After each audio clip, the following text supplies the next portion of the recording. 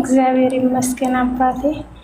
እኔ እንኳን በአጋጣሚ ስራ የለኝም ለአንድ አመት ያህል በስግን ያው ለበረከት እኔም 1000 ብር አስገባለሁኝ። ያው እስከ ዓርብ ባለው ያስገቡልኛል። ቤተሰብ ደውዬ እነግራቸዋለሁ። ያው ለበረከት ያክል ነው። ስራ ሲኖረን ደግሞ እንረዳለን እንደ እግዚአብሔር ፍቃድ። እሺ ታችና ማስረሽ እንዴት ነሽ? አንቺ ነሽ ለካ። በጣም እናመሰግናለን። እግዚአብሔር ስጦታሽን ይቀበል። አሜን። እኛ አባት ስጦታ አሜን። እኔ አባት ወለተ ማርያም ጀምሮ አደረግሽ። እግዚአብሔር ይቀበልሻል እና በጣም እናመሰግናለን እህታችን። እግዚአብሔር ይስጥልን። ጉድለትሽን ደግሞ እግዚአብሔር ያውቃልና እሱ ይሙላልሽ። የምትፈልጊውን የምትመኘውን ሁሉ ከኃጢአት በስተቀር እግዚአብሔር ይስጥሽ።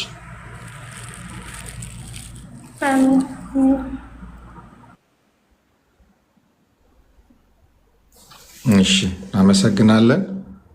ሌሎቻችሁም የሚገርም ነው እህታችን ያደረገችውና 1 አመት ሙሉ አይ ቲንክ ስደት ላይ መሰለችኝና ስራ የለኝም ግን እሞክራለሁ አለች። ለበረከቱ አለች እና እግዚአብሔር አምላክ በእውነት የምትፈልጊውን ስራ ይስጥሽ።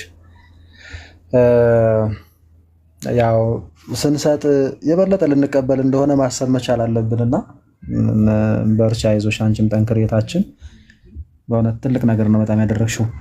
እሺ ሌሎቻችሁ ሴት አላችሁ እንደው እውነት ለመናገር ቅድም እንዳልኳችሁ የማይሆን ቦታ ላይ ለመስጠት ብራችንን ለመጣል ዛሬ አንድ የሆነ ሻይ ቤት ተገብቶም በጣም ሽሮ ራሱ ገርሞኝ አሁን ባለፈው 250 ትንሹ ነው 300 400 ሆኗል አሁን ሽሮ እና እንውጣ እንገባበዝ ብለን ስንወጣ ራሱ ጥለነው የምንመጣው ብዙ ነገር ነው ሳይኖረን ራሱ የሚገርም ነው እኮ በጣም እኮ የሚገርም ነው ቀሲስ በእውነት። እና አንዳንዴ ብቻ አለ እኔ አንዳንዴ የሆነ አጠቃቀማችን ምናምንም እንደዛ ትንሽ እንትን ያለ ይመስለኛል። እኔ ለምሳሌ አጠቃቀማችን ላይ ብዙ ጥያቄ አለኝ። ሳይኖረን በራይድ ነው፣ ሳይኖረን በምናምን ነው፣ ሳይኖረን ውጭ ወጥቶ መብላት ነው፣ ሳይኖረን ምናምን እንደዚህ አይነት ነገሮችን አይመችም። የሚገርሙታል ነገር ነው። እውነት ነው። አይ ያው እንደዚህ ላለ ነገር ቢውል ነው ማስመው መኖር ያለበት።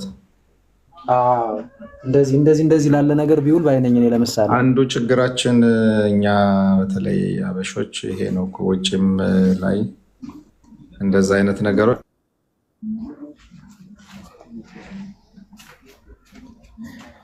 በጣም ከዛ ደግሞ ቲክቶክ ላይ ያለውን እንትን ስንመለከት እንዴ አንድ አንበሳ 500 ነው 400 ነው አሉ ዶላር። ጉድ እኮ ነው።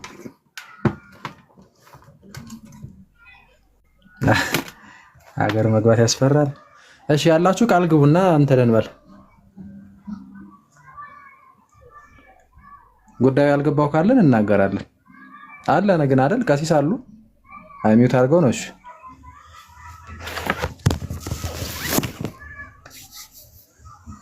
እሺ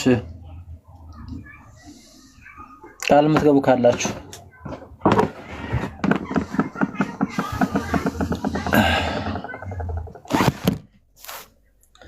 አሁን የመጣለ ጉዳዩን ያላወቀ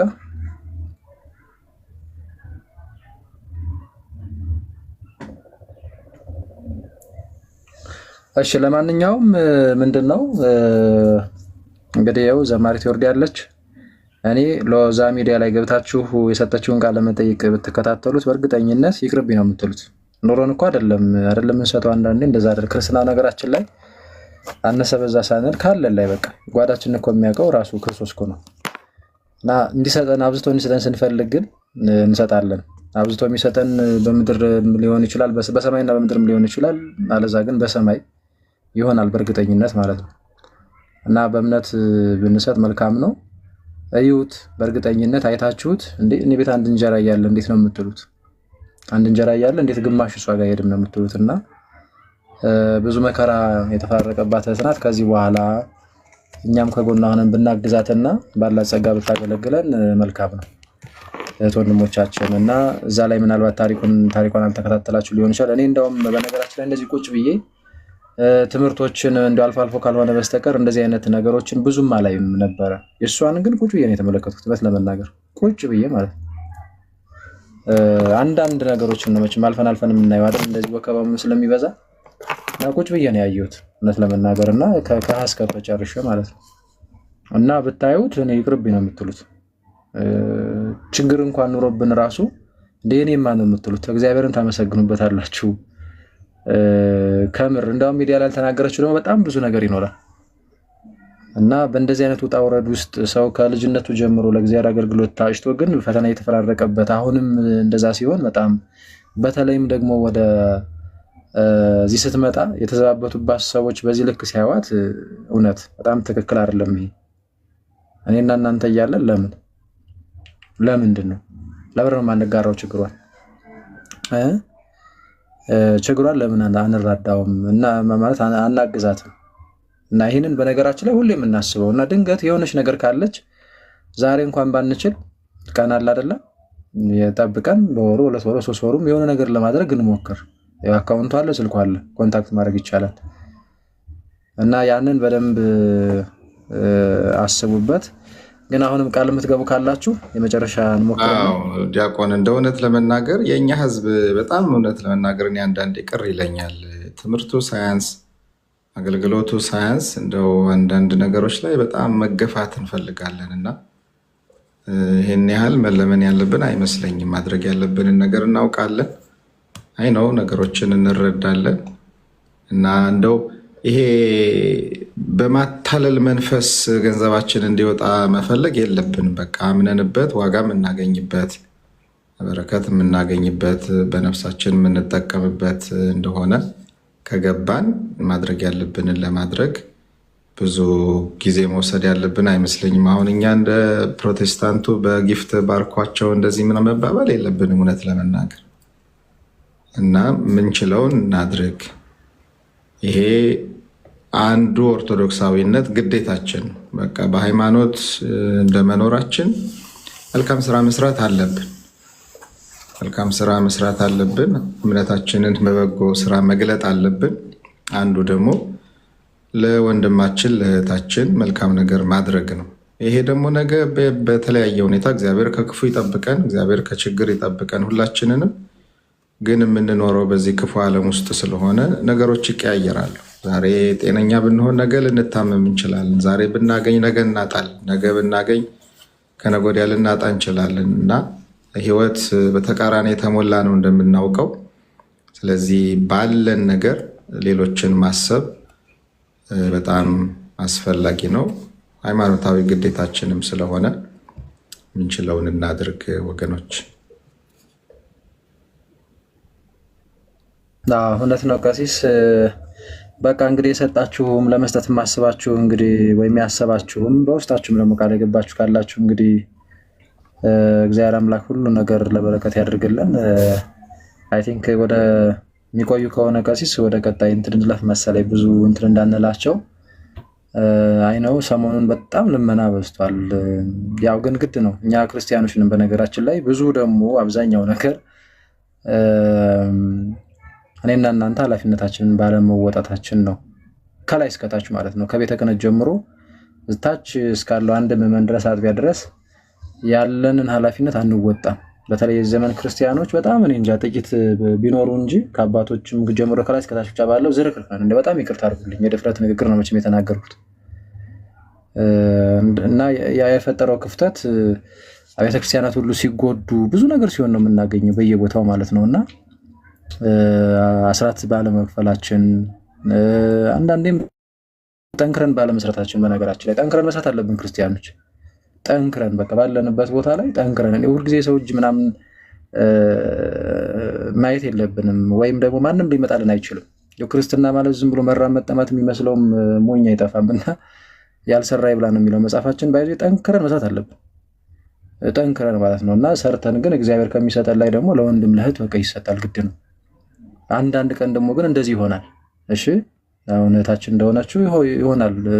እኔ ነገ ልብስ እችላለሁ፣ ማን ያውቃል? እግዚአብሔር ጠብቀና ሁላችን። አንቺ ልትወስድ ትችላለሽ፣ አንተ ልትወስድ ትችላለህ። ይሄ ኖርማል ነው በነገራችን ላይ፣ ያን ያህል በጣም እንትን አይደለም። እግዚአብሔርን የሚያገለግሉ ሰዎች እንዲያውም በቃ አብዝተው ይፈተናሉ። ታናስታውስ የለ ጻድቁ ኢዮብን ምን ያህል እንዳጣ። ሀብተ ንብረቱን እኮ አጥቷል እኮ፣ ልጆቹን አጥቷል፣ ጤናውን አጥቷል አይደል? ግን ያ የጨለመ የሚመስል ነገር ግን ቆይቶ ግን ነግቷል። እጥፍ ድርብ እየሆነ ሁሉም ነገር ማለት ነው። በሰማይም ልክ እንደዛው ነው እና በሃይማኖታችን መበርታት መጠንከር ማወቅ ስለ ሃይማኖታችን ከዛ ስለ ቤተክርስቲያን የሚገደን የሚቆረቁረን ስንሰራ አሻግረን የምንሰራ ለወንድሜ ለእህቴ ብለን ለቤተክርስቲያን ብለን ለሀገር ብለን እንደዛ መሆን አለበት በነገራችን ላይ እንጂ ዝም ብለን መውጣት መግባት ከዛ ማለቃቀስ ምናምን እሱ አይሰራም። ለሁላችንም ነው የምላችሁ የሆነ ነገር አለ ብቻ እንደዚህ የሆነ ክፍተት አለብን። ያው ኖሮት የማይሰጥ ሰው መስጠት ያለበት ላይ ሳይሆን መስጠት የሌለበት ቦታ ላይ ዝም ብሎ ሳንቲሙን ሲረጭ የሚውል ሰው እንዳለን ሁሉ እንግዲህ ከኛ የፈጠርነው ክፍተት ነው።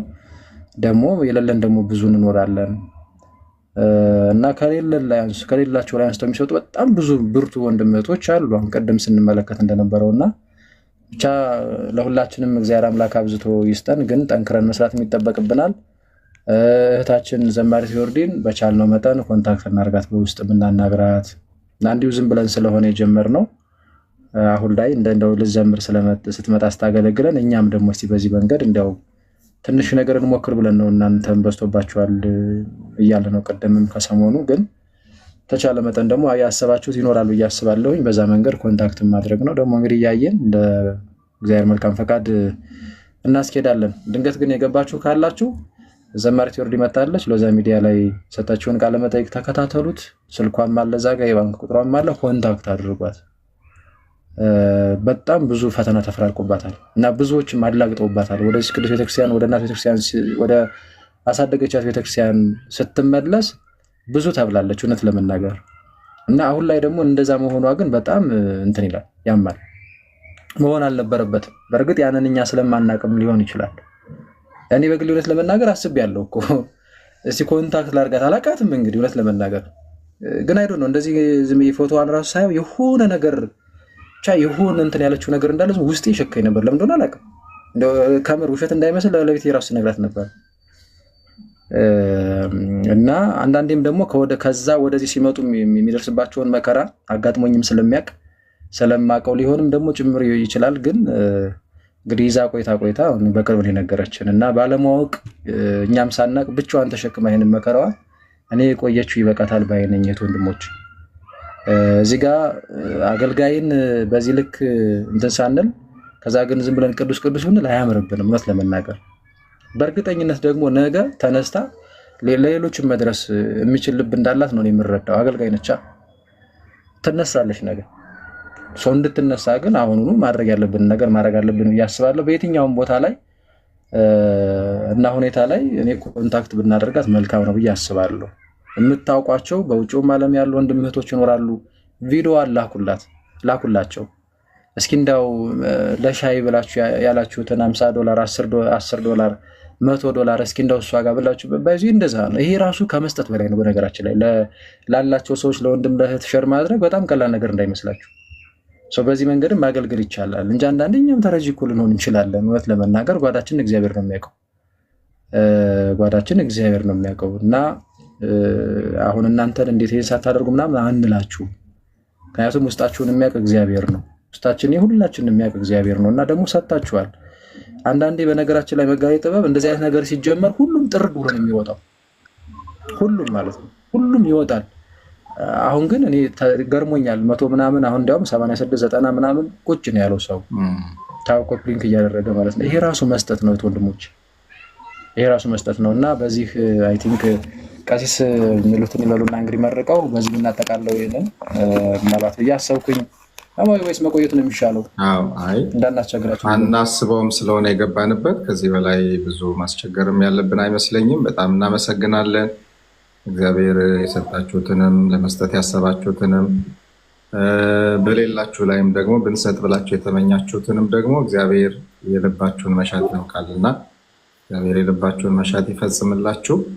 ግን ያው እህታችን ዮርዲ ያለችበትን ሁኔታ እንግዲህ ሚዲያ ላይ ወጥቶ ሰው ከገለጸ ያለበትን ችግር በደንብ መረዳት እንችላለን እና አሁንም ችግር ላይ ያለችው 3 ልጆችን ይዛ በኢትዮጵያ ኑሮ አዲስ አበባ ኑሮ በጣም ችግር ላይ ያለችው። ስለዚህ በምንችለው ሁሉ አነሰ በዛ ሳንል እናግዛት፣ ከጎኗ አንቁም፣ አይዞሽ በርቺ እንበላት። በጣም የሁላችንም ታናሽ ናት። በዚህ ትንሽ እድሜዋ ብዙ ፈተና ተፈራርቆባታል። ግን እግዚአብሔር ደግሞ ነገ ህይወቷን የተሻለ ያደርግላት እንደሆነ ነው የምናምነው እና በርቼታችን የወርዲ ምናልባት አሁን የገባ ሰው አለ። ምንትዋብ ነው ቀሲስ እኔ ስታወሩ ሰማለሁኝ። ለመማር ነው የገባሁት። አውሩ። እሺ ወንድማችን አመሰግናለን። ዘማሪት የወርዲ መዝሙር ብትዘምሪልን ደስ ይለናል።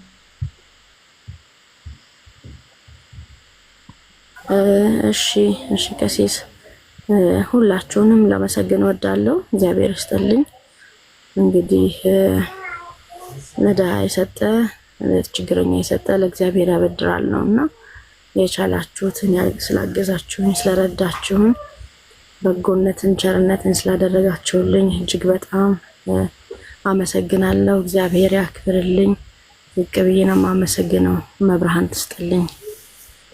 የአገልግሎታችን አምላክ ባወጣችሁት ልክ ሳይሆን በእጥፍ አድርጎ ይመልስላችሁ ብድራታችሁን።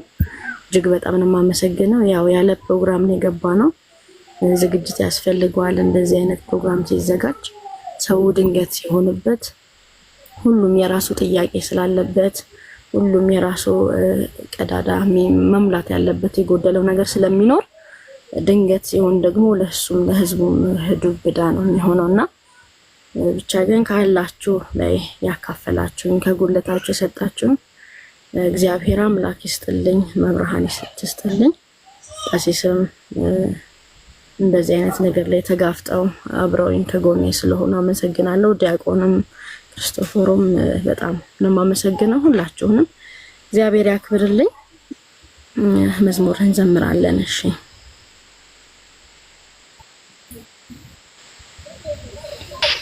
ድል አለ በስም ድል አለ በቃል ድል አለ በስም ድል አለ በቃል ተራራው ይናዳል አማኑኤል ስል ባህር ይከፈላል መድኃኔዓለም ስል ድል አለ በስም ድል አለ በቃል ድል አለ በስም ድል አለ በቃል ተራራው ይናዳል አማኑኤል ስል ባህር ይከፈላል መድኃኔዓለም ስል ቃዴስን ታላቁን በረሃ አለፍነው ሳንጠማ ውሃ ፈርዖንን ከባህር የጣለው ጌታዬ የጸና ስምህ ነው። አምላኬ የጸና ስምህ ነው።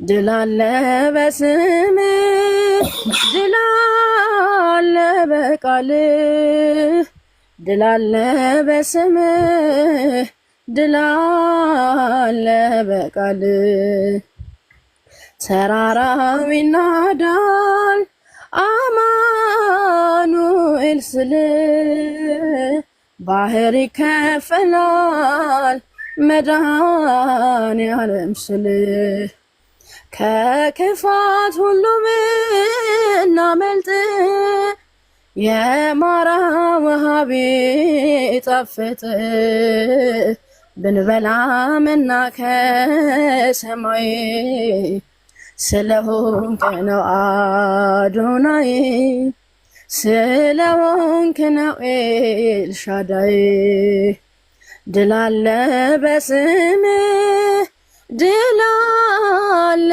በቃልህ ድል አለ በስምህ ድል አለ በቃልህ ተራራው ይናዳል አማኑኤል ስል ባህር ይከፈላል መድኃኔዓለም ስል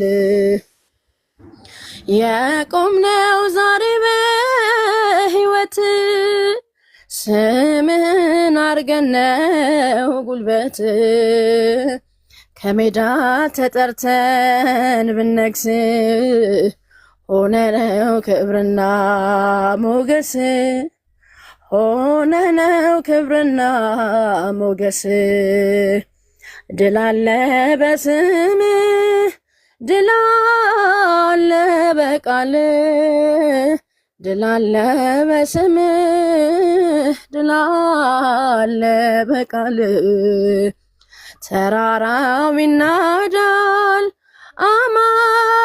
አማኑኤል ስልህ ባህር ይከፈላል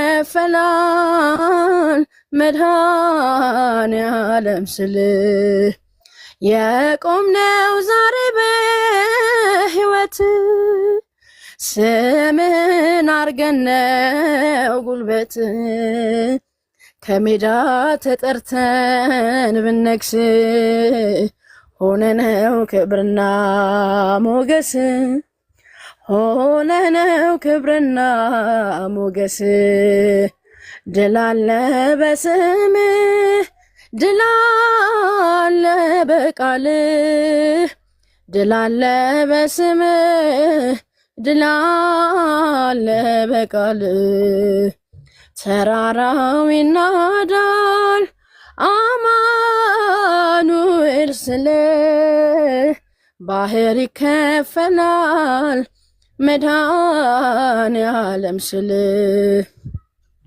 እመቤታችን ማርያም ሀገራችንን ጠብቂልን በምልጃሽ እመቤታችን ማርያም ተዋህዶን ጠብቂልን በምልጃሽ ከመናፍቃን ከከሃዲያን ከጠላት ሰይጣን ሰውረሽ እንድጠብቂን በምልጃሽ ከመናፍቃን ከከሃዲያን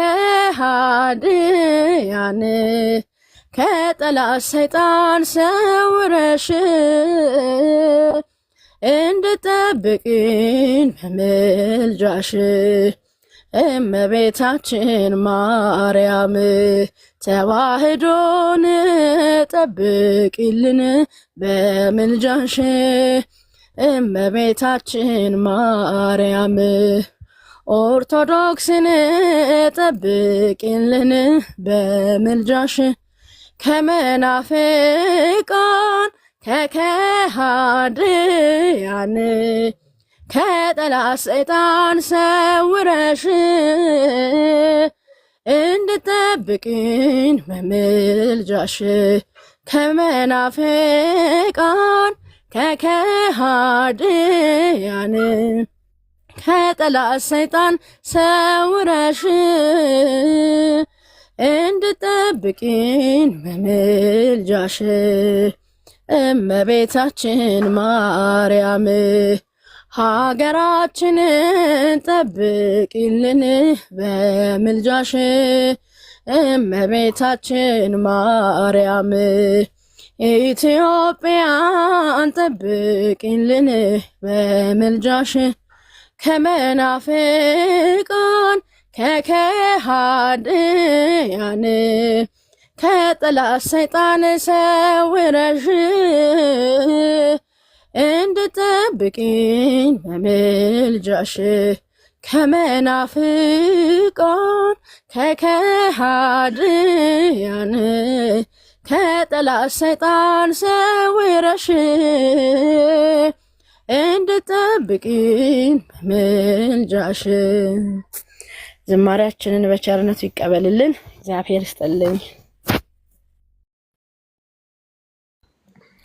ዝማሬ መላእክት ያሰማልን። የወርዴታችን ዝማሬ መላእክት ያሰማልን። እግዚአብሔር አገልግሎት ዘመንሽን ይባርክልሽ። ከዚህ በበለጠ ጸጋ እንድታገለግይ እግዚአብሔር የገጠመሽን ጊዜያዊ ችግር ሁሉ በቸርነቱ ያስወግድልሽ። አይዞሽ፣ ጎበዝ እህታችን ነሽ። እግዚአብሔር ብርቱ ግሩም የሆነ ጸጋ የሰጠሽ እህታችን ነሽ። ያው በዚህ ምድር ስንኖር የዚህ ዓለም ኑሮ ሰልፍ ነው። ኢዮብ እንዳለው የሰው ሕይወቱ በምድር ላይ ብርቱ ሰልፍ ነው አይደል የሚለው እና ይሄ ደግሞ ጊዜያዊ ነው፣ የሚያልፍ ነው። በምድራዊ ሕይወታችን እንደው በችግር ውስጥ እንኳን ብንኖር በሕይወታችን ዘመን ሁሉ ለዘላለማዊ ሕይወታችን እንትን አይሆንም፣ ማካካሻ አይሆንም እና ጊዜያዊ ነው። መከራ፣ ፈተና የገጠመን ችግር ሁሉ ጊዜያዊ ነው። እግዚአብሔር እለፍ ሲለው የሚያልፍ ነውና እንደሚያልፍ ውሃ መከራሽን ያስረሳሻል እናምናለን። እና ሁላችንም ደግሞ በምንችለው እህታችንን ማገዝ መርዳት አለብን። በምትችሉት የረዳችሁ ያገዛችሁ ከጎኗ የቆማችሁ ሁሉ እግዚአብሔር ይባርካችሁ። የሰጣችሁትን ስጦታ በቸርነቱ ይቀበልላችሁ። ቤታችሁን፣ ህይወታችሁን፣ ኑሯችሁን ሁሉ እግዚአብሔር በበረከት ይሙላላችሁ። በጣም እናመሰግናለን። ዲያቆን ቀጥል።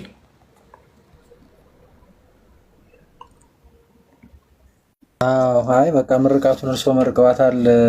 ዝማሬ መላእክትን ያሰማልን በእውነት እና በርቺ፣ ጠንክሪ፣ አትጥፊም። ደግሞ እዚህ ሚዲያው ላይ አንዳንዴ እንደዚህ ብቅ እያልሽ አገልግይን። ብዙ ወንድሞች ብዙ እህቶችንም ታፈሪበታለሽ ብዬ አስባለሁ እና በርቺ፣ ጠንክሪ እህታችን። እውነት ነው ቀሲስ እንዳሉት በጣም ብርቱ እህት ነሽ። ያው ወርቀሽ የነበረ ቢሆንም ግን ደግሞ ተነስተሻል፣ እግዚአብሔር ይመስገን እና እስከ ፍጻሜው መበርታት ይጠበቅብናል ሁላችንም። እንደዛ ነው። ምናልባት እኔ የምፎይ ነው የምለው ነገር አለኝ። እህት መሰለችኝ፣ እርግጠኛ አይደለሁም። ብዙ ስም በዚህ ስም ስላለ ተምታታብኝና ወንድምም ከሆንኩ እህት ከሆንሽ እምለው አለኝ በሚል ነበረ ስጽፉ ያስገባሁትኝ። ሰላም ጤና ይስጥልኝ። እንዴት ናችሁ? እግዚአብሔር ይመስገን። እንዴት አለሽ? ያው ተጠራጥሬ ነው እንጂ እህት እንደሆንሽ ነበረ ውስጤ የነገረኝ። አዎ እኔ ሴት ነኝ። እንዴት ናችሁ? ሰላም ናችሁ ወይ? ይመስገን አምላክ፣ እግዚአብሔር ይመስገን። እሺ ምን ነበር? እርሶ ማናገር ፈልጌ ነበር። ትላንትና ራሱ በእርሶ ላይ ጽፌ ነበረ ግን አልመለሱልኝም። ፎሎ እንዲመልሱልኝ። እኔ ነኝ? አዎ ክርስቶፎር። እርሳቸው በቃ ያው ምከሳቸው ስላሉኝ እኮ ታዲያ እኔ ምን ላድርግ? ወይ ዲያቆን እንትን ስም እኮ የስልጣን አለኝ። ያው እንግዲህ ብሎክ መደረግ ከፈለሽ በይኝና እንገላገል። ለዛ ነው እኮ። እሺ ምንድን ነበር? አንድ ልጅ እንደዚህ ጓደኛዬ ናት፣ ከሳውዲ ወደ ክርስትና መመለስ ትፈልግ ነበረ። ሙስሊም ነበረች እና መምህር ክርስቶፎር ያስተምሩኝ፣ እኔ እሳቸው በደንብ የእሳቸው ትምህርት ይገባኛል እና በእሳቸው እንትን አስገቢኝ አለችኝ። ቴሌግራም ግሩፓቸው ግሩፕ ነው። ቴሌግራም ግሩፕ አንድ ላይ ያስተምሩኝ። አንዳንድ ጥያቄም አለኝ እና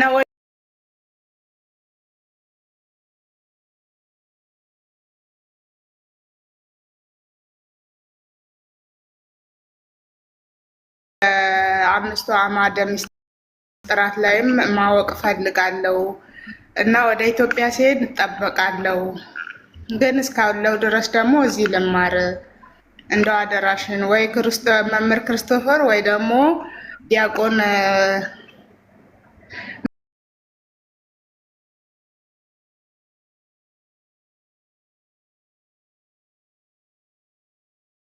በቃ በዛው እኔም ተውኩት።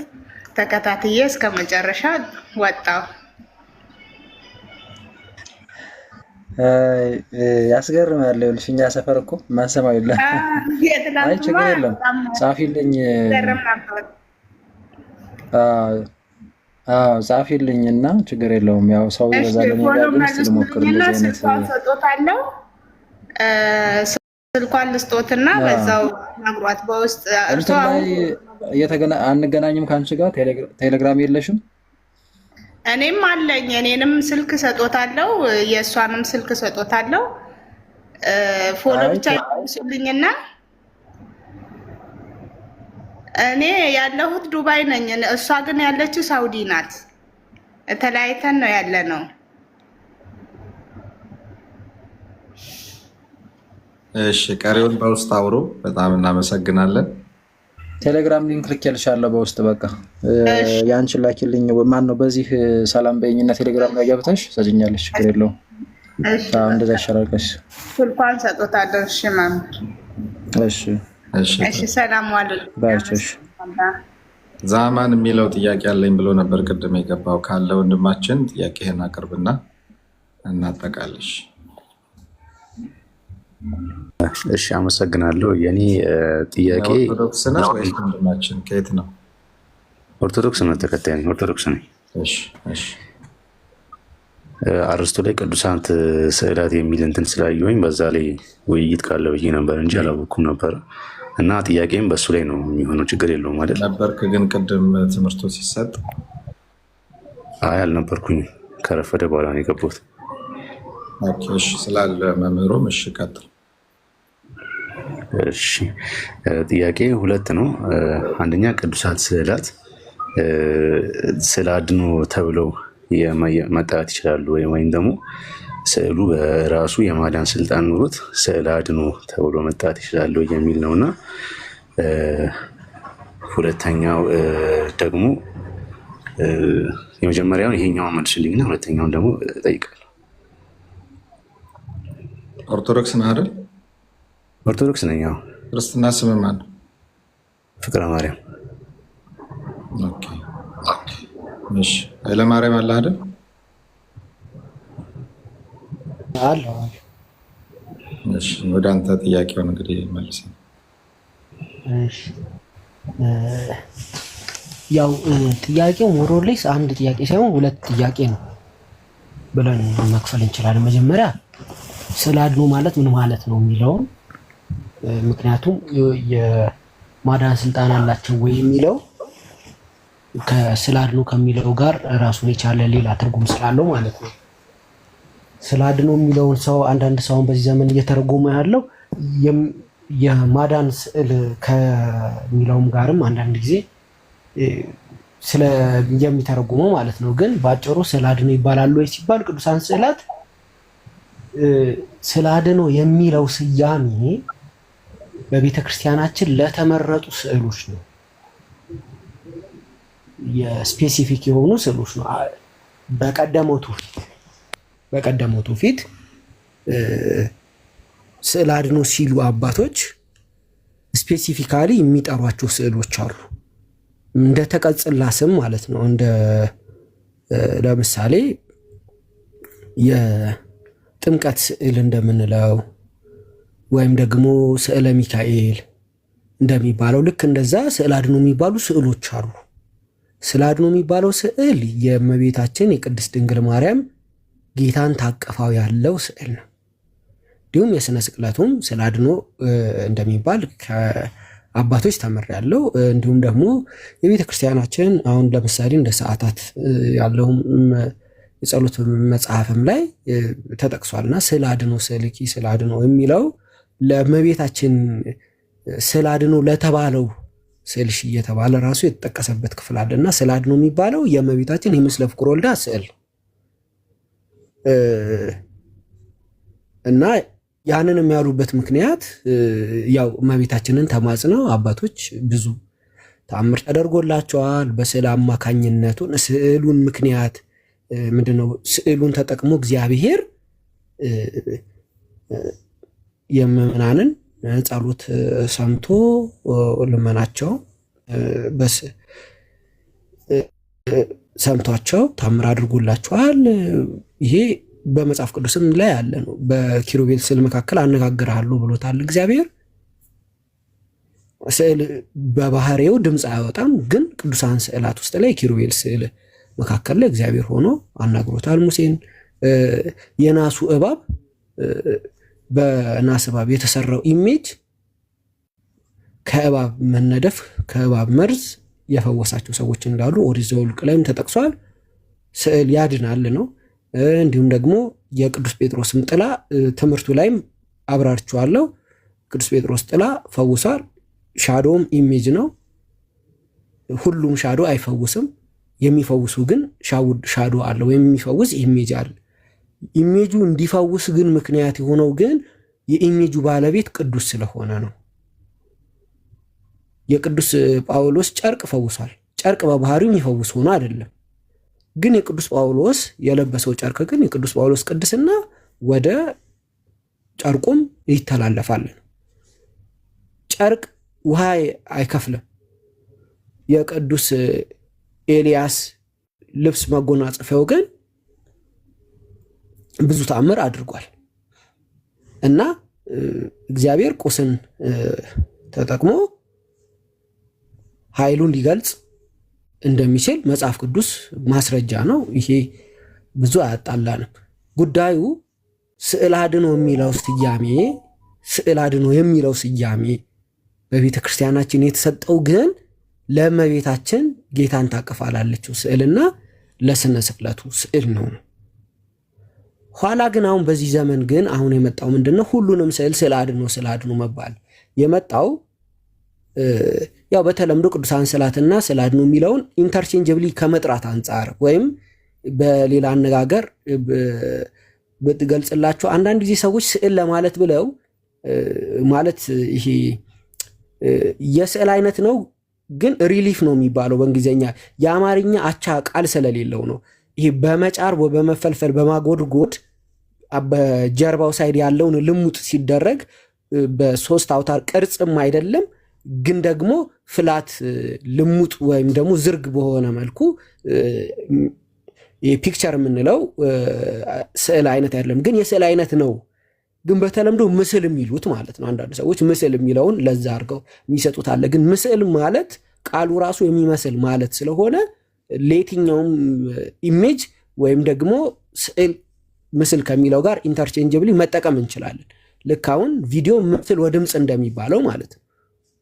ግን ያው በተለምዶ ግን ምስል የሚለውን ነገር ሰዎች ከመጽሐፍ ቅዱስ ሐሳብ ጋር ተያይዘው የተቀረጸ ምስል ስለሚል ምስል ማለት በሙሉ ሐውልት አድርጎ ሰው ያስበዋል። ግን የተቀረጸ ምስል ነው የሚለው ክሊርሊ ዲስቲንክሽን አለው ያልተቀረጸ ምስል ስላለ ማለት ነውና ግን ያው በተለምዶ ምስል የሚለውን ከቅርጽ ጋር ወይ ከሐውልት ወይ ደግሞ ከሪሊፍም ጋር አድርጎ ማያያዝ ነገሮች አሉና አሁን ይሄንን እንደ ምሳሌ ለምን ማምጣት አስፈለገ? ኢንተርቼንጀብሊ የሚቀያየሩ ስሞች እንዳሉ ሁሉ አንዳንድ ጊዜ ለአንዱ የሆነውን ለአንዱ ሌላ አድርጎ መስጠትም አለ። በሌላ አንግል ደግሞ ሁሉንም ደግሞ ጫፍልቆ ደግሞ ወደ አንድ ስም ማምጣትም አለና ስዕል አድኖ የሚለው ጋር አሁን በዚህ ዘመን የምናየው የእመቤታችንንና የስነ ስቅለቱን ስዕል ከነገረ ድነት ጋር የተያያዘ ስለሆነ ማለት ነው እና በልዩ ቦታም የሚቀመጡ ስለሆነ እነዚህ ስዕሎች አሁን ምስለ ፍቁር ወልዳም መንበር ጋር ነው የሚቀመጠውና በልዩ ሁኔታ የስቅለቱም ደግሞ ፊት ለፊት በምዕራብ ገጽ ግድግዳ ላይ የሚቀመጥ ስዕል ነው እና እነዚህ መሰረታዊ የሚባሉ ስዕሎች ናቸው። ያው በተለምዶ እንደዛ ሲባልና በጣም ክብርን ሲሰጠው ስዕል አድኖ የሚለውንም ስያሜ በኋላ አሁን በዚህ ዘመን በቅርብ ዘመናት ሁሉንም ስዕል አድኖ ብሎ የመጥቀስ ነገሮች አሉ ማለት ነውና አሁን በሰው አይምሮ ውስጥ ላይ ደግሞ ያለው ደግሞ በስዕሉ ፊት ተማጽኜ ጸሎት ሳደርግ እግዚአብሔር ስለቴን ይሰማኛል ታምር ይደረጋልና ያንን አይና ያው ቅዱስ ሚካኤል እኮ በስዕሉ አማካኝነት አዳነኝ ወይ እመቤታችን አዳነችኝ ወይ ቅዱስ ገብርኤል አዳነኝ ምናምን ብሎ ሰው ይናገርና ይሄ እኮ ድህነት የምናገኝበት ስዕል ነው ስለዚህ ስዕል አድኖ ነው በሚል አርጎ የመተርጎም ነገሮች አሉ። አሁን በስዕሉ አማካኝነት እግዚአብሔር ሊያድነኝ ይችላልና ሊያድነኝ ይችላል ስለዚህ ድህነት ማገኝበት ከሆነ ደግሞ ይሄ ድህነት የሚገኝበት ስዕል ነው የስጋ ፈውስ የሚገኝበት ስዕል ነው ብሎ በማሰብ ስዕል አድኖ ብለን በዛ አውድ ከተረጎም ነው ስዕል አድኖ የሚለውን ከተረጎም ነው ሁሉም ስዕል ሁሉም ቅዱሳን ስዕል አድኖ ሊሆን ይችላሉ። እንደ ቀደመው ዘመን ግን አባቶቻችን ግን ያንን ቃል ግን የሰጡበት መንገድ ግን ስዕል አድኖ የሚለው ግን ከእመቤታችን ከምስለ ፍቁር ወልዳና ከስነ ስቅለት ውጪ ሌላው ስዕል አድኖ አይባልም። እኔም ማቀው ይሄንን ነው የተማርኩትም በታሪክም ያለውም ይሄንን ነው የሚያሳየው። ግን አሁን ሰው በሚረዳበት አሁን ወንድሜም አሁን ስትጠይቅ የተረዳው እንደ ጥንቱ ዘመን ያለው ነው ስዕል አድኖ ዴፊኒሽን ሳይሆን አሁን በዚህ ዘመን በሰው አይምሮ ውስጥ ላይ ያለው ነገር ማለት ነው። ስለዚህ ሁሉም ስዕል አድኖ አይባልም ከተባለ ኦኬ እኔ በስዕሉ ፊት ብጸልይ እግዚአብሔር ወይም ደግሞ በስዕሉ የተገለጸው ቅዱስ በስዕሉ አድሮ ሊፈውሰኝ አይችልም ወደሚል ሌላ ኦርቶዶክሳዊ ወዳልሆነ ሌላ ሐሳቤ ወር ደግሞ ወደ ፕሮቴስታንታዊ ታድሶች የሚያነሱት ሐሳብ አለ ወደዛ እንዳይወስድ ግልጽ ማድረግ ያስፈልጋል። ስለዚህ ስለ አድኖ የሚለው ቃሉ መነሻ ልክ ምስለ ፍቁር ወልዳ እንደሚባለው የሚለወጥ ስም ማለት ነው። ልክ ስለ ኪዳነ ምሕረት እንደምንለው የምስለ ፍቁር ወልዳ ስል ስለ አድኖ ነበር የሚባል የነበረው ነው። ይህንን በዛ መረዳት ያስፈልጋል። ግን አሁን በዚህ ዘመን ግን እንደምናየው አይነት ግን ከሆነ ስዕል ያድናል ነው። አሁን ስዕል ያድናል ስንል ግን አሁንም ሁሉም ስዕል አይደለም ነው። የተመረጡ ቅዱሳን ስዕላት የአንዱ ቅዱሳት ያሰኛቸው ምንድነው ነው? ቅዱስ ማለት ለየ፣ አከበረ፣ መረጠ ማለት ነው።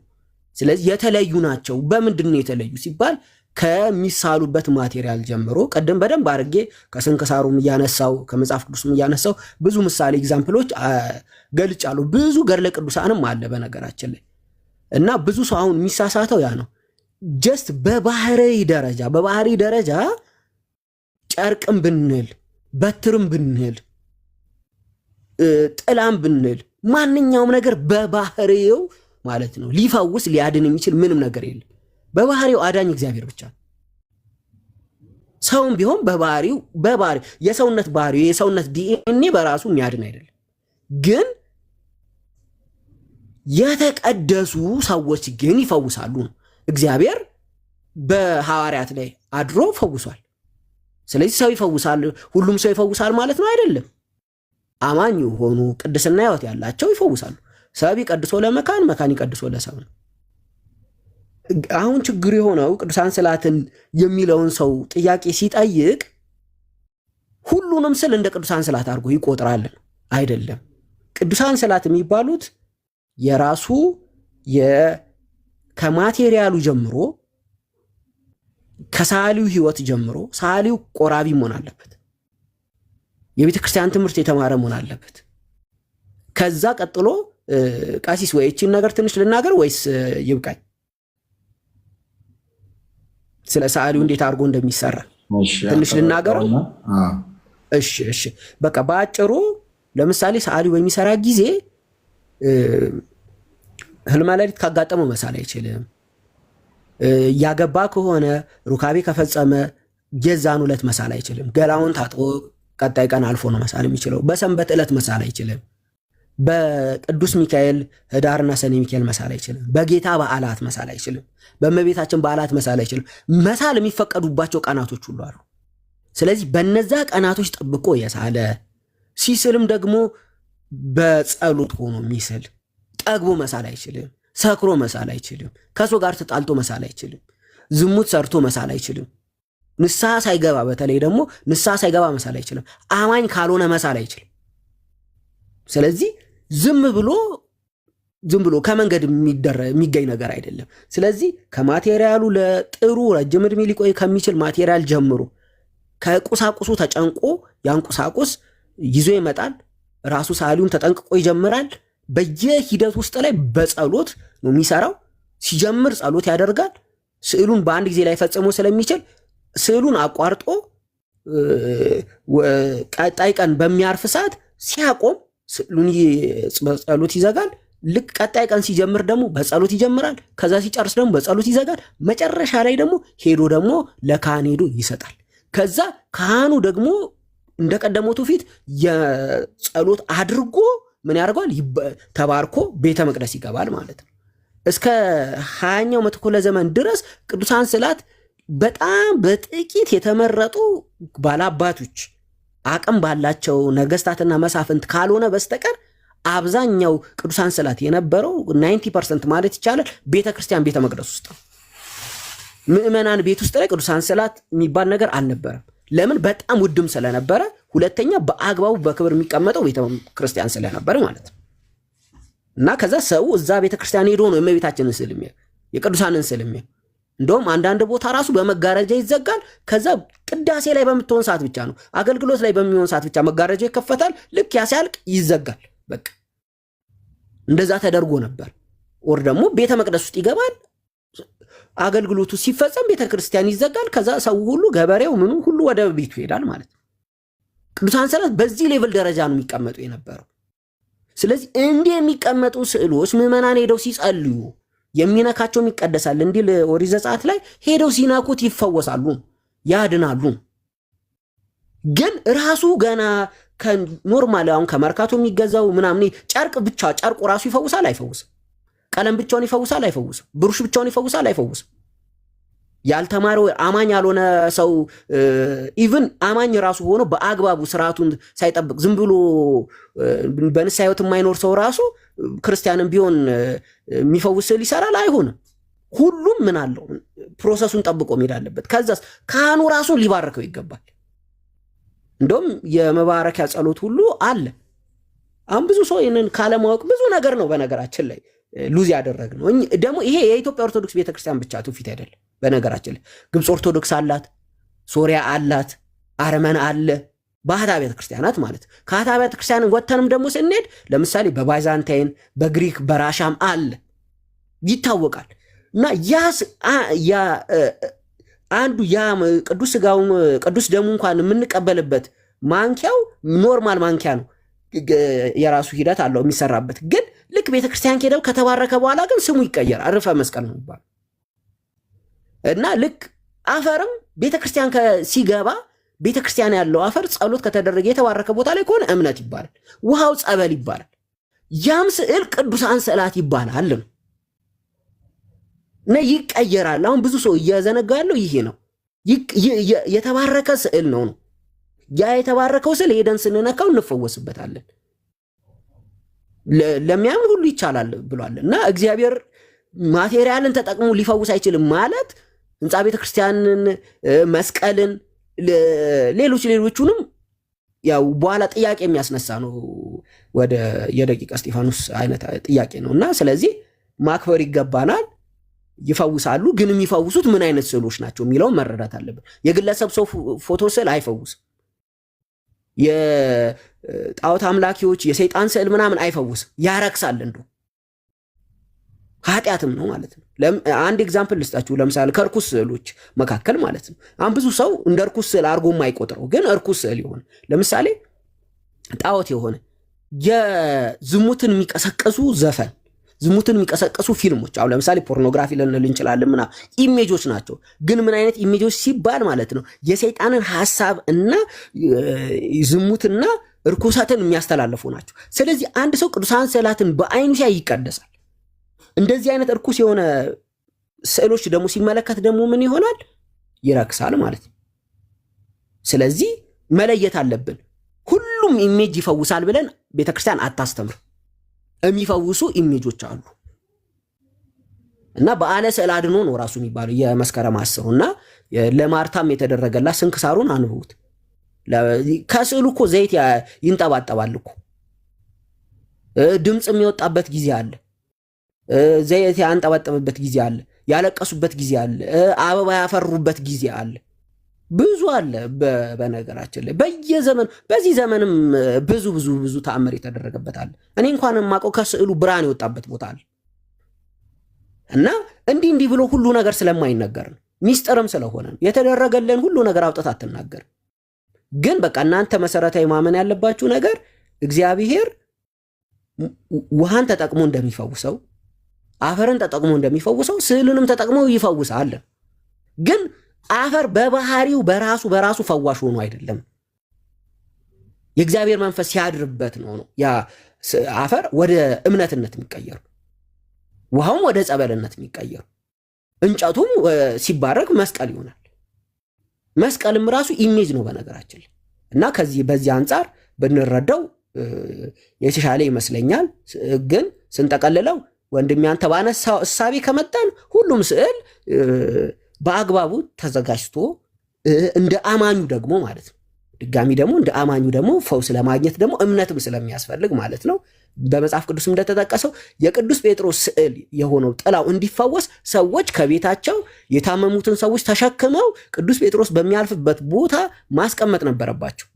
እንደዛ በሚያደርጉ ሰዓት ቅዱስ ጴጥሮስ ሲያልፍ ጥላው ሲያልፍባቸው ቅዱስ የሐዋርያት ሥራ ምዕራፍ 5 ላይ እንደተጠቀሰው ቅዱስ ጴጥሮስ ሲያልፍባቸው ሰዎቹ ከነበረባቸው የክፉ መንፈስ ከጋኔን ቁራኝነትና ከስጋ ደዌ እንደተፈወሱ ይሄ ቅዱስ በአዲስ ኪዳን ይነግረናል ማለት ነው።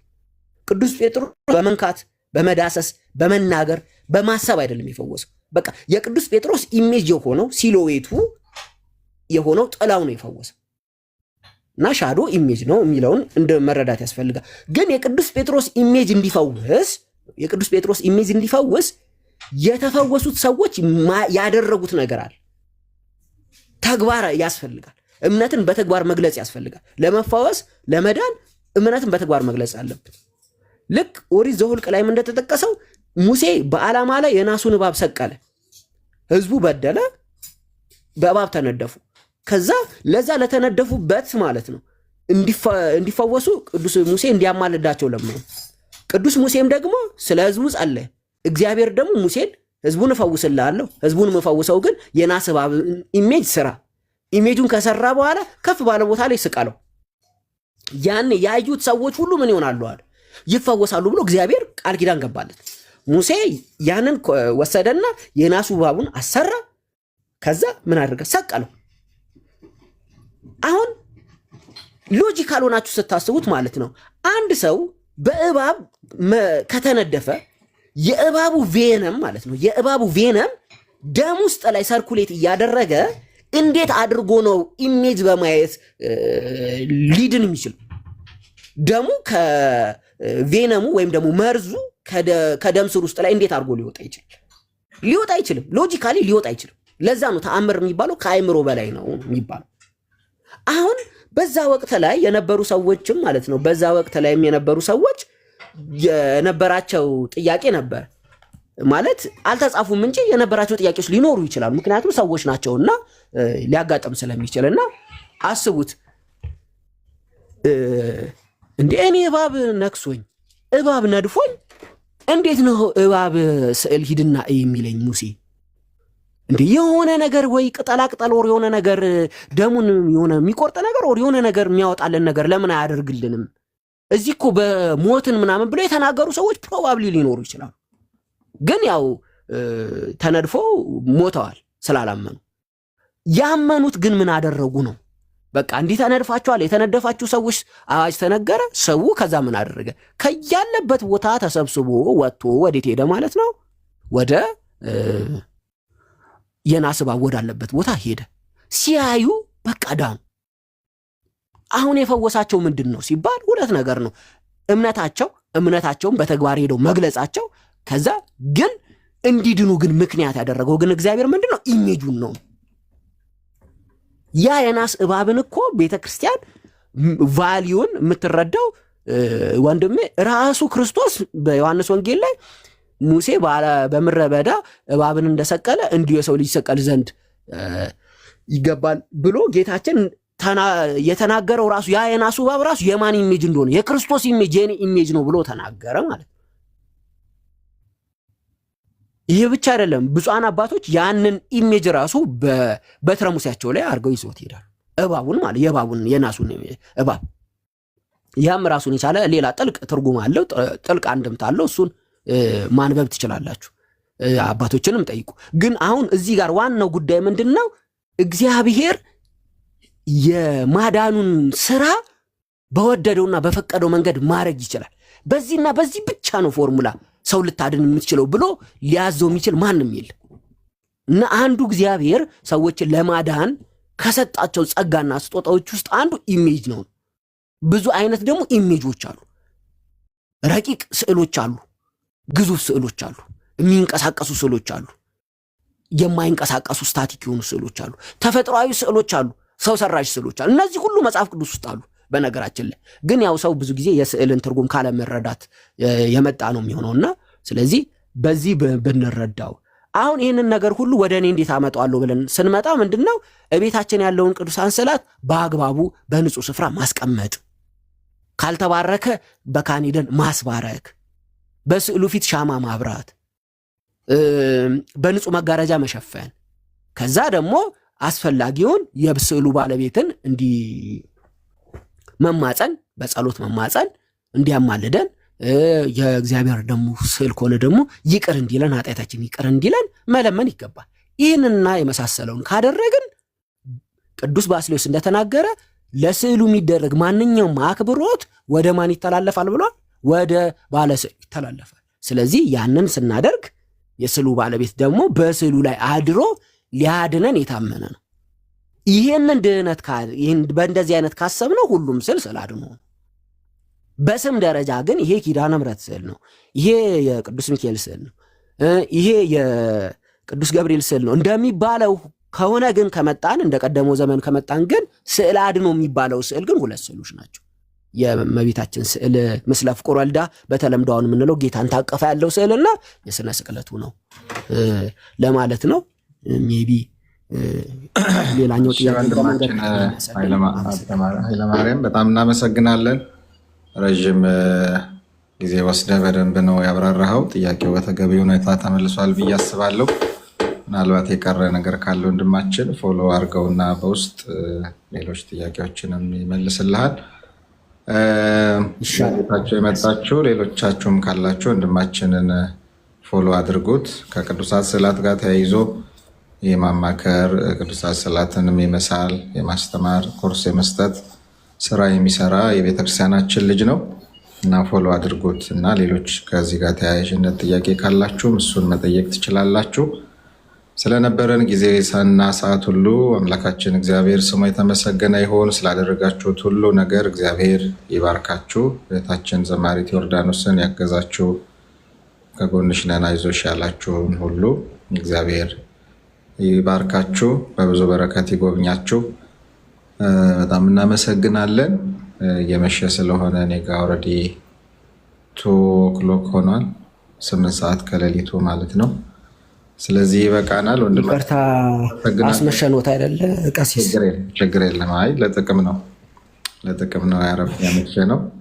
አንተንም እናመሰግናለን ጊዜህን ሰውተህ ከኛ ጋር ስለቆየ ረዥም ሰዓት እናመሰግናለን። ለሁሉም ጊዜ ያለው አባታችን ካሉ ጸሎት ያርጉልንና እናጠቃል ጉባኤያችንን።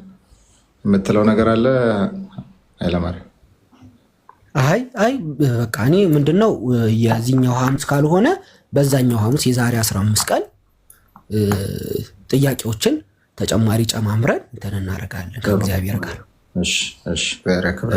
እሺ ቀሲስ። እሺ አሉ አባታችን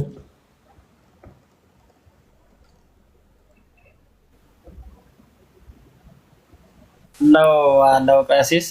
ጸሎቱ ጸሎት ያርጉልን። ጸሎቱ የእሱት ይሁን። በጣም ደስ ይላል በእውነት። ለእህታችንም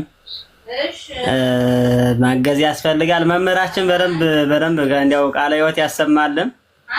በሰፊው በደንብ ተመስጬ እያዳመጥኩ ነበረና ቃለ ሕይወት ያሰማልን። ከዚህ የበለጠ የሚያገለግሉበትን እድሜና ጤና ያድልልን። በእውነት እንደናንተ አይነት አባቶችን እንደናንተ አይነት መምህራንን ያቆይልን፣ ያኖረልን። ለእህታችንም እንዲያው ቅድም ያው በተቻለ መጠን መቼም አንዳንዴ አራያ መሆንም መልካም ነው። አነሰም በዛም የተወሰነ ይለልቻለሁ በተቻለ መጠን። እግዚአብሔር ያክብርልን አባታችን፣ በጣም እናመሰግናለን።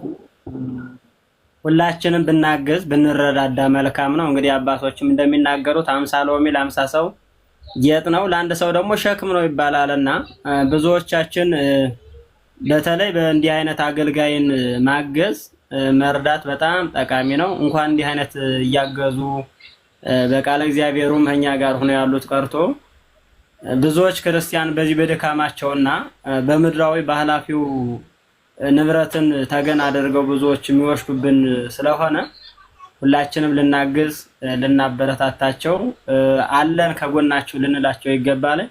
እውነት ለማውራት ብዙ ከአሕዛብ እንኳን ለመመለስ እያሰቡ ነገር ግን የኛ የክርስቲያን ደግሞ መደጋገፍ ሲጠፋ መረዳዳት ሲጠፋ ተስፋ የሚያስቆርጣቸው ነገር አለና ስለዚህ እኛ ክርስቲያኖች ደግሞ ተደጋግፈን መሄድ ያስፈልጋል። ብዙዎች አሕዛብን ሁላችንም እናያለን፣ ተደጋግፈው ነው የሚወጡት። ተደጋግፈው ድምጻቸው እንኳን አይሰማም። አንዱ ለአንዱ ተደጋግፈው ነው የሚሄዱ። የኛ ኦርቶዶክሳውያን ግን እንዲያው መደጋገፍ ባህላችን አልሆነምና ስለዚህ ሁላችንም ተደጋግፈን እንደ እህታችን ተስፋ እንዳትቆርጥ። እህታችን እንግዲህ እግዚአብሔር ይመስገን ወደ ቤቱ ተመልሳ እያመሰገነች ከቤቱ ነው ያለችው። ስለዚህ እሷን ደግሞ እስከ መጨረሻው እንድትጸና ሁላችን ልናግዝ ይገባል ለማለት ፈልጌ ነው። እንግዲህ መምህራችን ቀሲስ ጸሎቱ የእሱት ነው፣ እኔ ወደ እሱት ነው። መልካም አባታችን ቃልዮት ያሰማልን፣ ቃልዮት ያሰማልን። እርሶም ስለመጡ የሚችሉትንም ደግሞ ስላደረጉ አርአያ ስለሆኑን በጣም እናመሰግናለን። እኔ ያው ጋብዤዎታለሁ፣ እኔማ ባለቤት ነኝ፣ እኔም ልቀበል ጸሎቱን። እርሶ ጸሎት ያርጉልን አባታችን። እሺ እንግዲህ እሺ፣ እግዚአብሔር ይስጥልን፣ እግዚአብሔር ያክብረልን፣ እሷንም በእድሜ በጤና ያቆይልን፣ በቤቱ ያጽናልን። አባታችን ባሉበት ሰላሙን፣ ፍቅሩን፣ አንድነቱን ያድልዎት፣ እድሜና ጤና ያድልልን። አምላከ ቅዱሳን አምላከ ቅዱሳን የመምህራንን አስበ መምህራንን ያድልልን፣ እሷትን በእድሜ በጤና ያቆይልን፣ ከዚህ የበለጠ የሚያገለግሉበት እድሜና ጤና ያድልልን። አምላከ ቅዱሳን የቅዱሳን በረከት ረድኤት ከሁላችን ጋር ይኖር። በሰላም ያዋለ በሰላም እንዲያሳደረን፣ በሰላም ያሳደረ በሰላም እንዲያውለን። አቡነ ዘበሰማያት ቅዱስ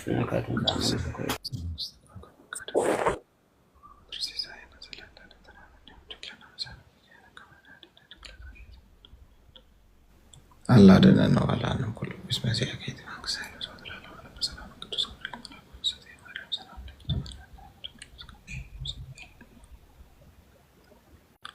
እግዚአብሔር ምስለ ጌሳሌ ወጸልይ ለነ ምሕረተ ፍቁሩን ኢየሱስ ክርስቶስ እስራኤልን ኃጣዊን ኢየሱስ ክርስቶስ ሰራይ ኃጢአት ሁሉ ሕዝብ ስናውቅ በድፍረት ሳናውቅ በስህተት ከልጅነት እስከ እውቀት የተሰራውን ኃጢአት የማይሰራ እግዚአብሔር ይፍታ አባቴ ይፍቱን። እግዚአብሔር ይፍታን። በጣም እናመሰግናለን አባታችን መምህር ኃይለማርያም፣ ሁላችሁም የነበራችሁ ሁሉ በጣም እናመሰግናለን። እግዚአብሔር ያክብርልን። ሰላም እግዚአብሔር ከሁላችን ጋር ይሁን። በሰላም ዋሉ፣ በሰላም አምሹ፣ በሰላም እደሩ። ሰላም ያገናኘን። እናመሰግናለን አባታችን። ቀሲስዬ በስመምር ስለ መምህር ተስፋዬ የጀመራችሁትን እንደው በደንብ ብታበራቱት። እኔ በዙሪያ ጓደኞቼ በጣም በሱ ትምህርት እንትን ብለው እያሉ ኃጢአት ነው እሱን አትከታተሉ ስላቸው ራሱ አንቺ ሰይጣን ስላለብሽ ነው እንጂ ትክክለኛ ትምህርት ነው እያሉ ስለሆነ እንደው በደንብ ቢሄዱበት። ብዙ ወንድሞች ብዙ እህቶች እየሄዱ የእሱን ትምህርት ነው የሚከታተሉት እና እንደው በዚህ ዙሪያ እንደው በደንብ ቢሄዱበት ነው አባቴ። ተቀብለናል ማሳሰቢያው። አሉ ብዙ ወንድሞች እህቶች በዚህ ጉዳይ የሚሰሩ፣ በተለይ ወንድማችን የኛም ፍቅረ ኢየሱስ በደንብ ነው የሚሰራው በዚህ በሐሰተኛ አጥማቂያን ጉዳይ ላይ በደንብ ተግቶ እየሰራ ያለ ወንድማችን ነው። እሱንም እንዲከታተሉ አድርጊያቸው። እኛም ደግሞ ባለን ጊዜ ሁሉ እንዲህ አይነት የሐሰት ትምህርቶችን ሰው እንዳይከተል ትክክለኛውን ትምህርት እናስተምራለን። ጥቆማሽን ተቀብለናል። እናመሰግናለን። ሰላም ሁኑ። እግዚአብሔር ከሁላችን ጋር ይሁን። ሰላም ይደሩ። እናመሰግናለን። ሰላም ይደሩ።